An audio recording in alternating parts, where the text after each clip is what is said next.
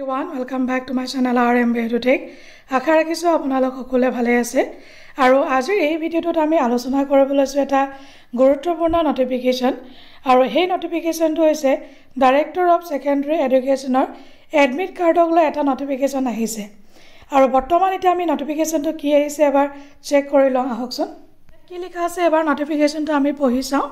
Government of Assam office of the director of secondary education Assam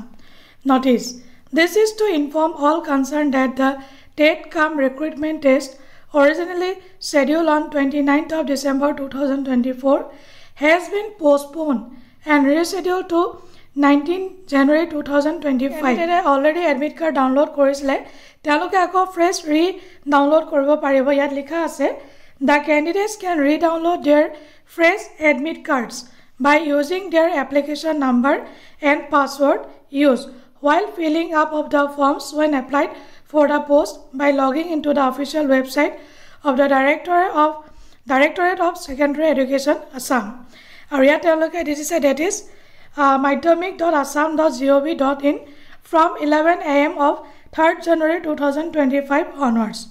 It was an important update as notice as well. Our Ziakol Vyakte ইতিমধ্যে গম পাইছে তথাপিতো আপোনালোকে ভিডিওটো এবাৰ শেয়াৰ কৰি দিব যাতে যিসকলে গম পোৱা নাই তেওঁলোকে গম পাব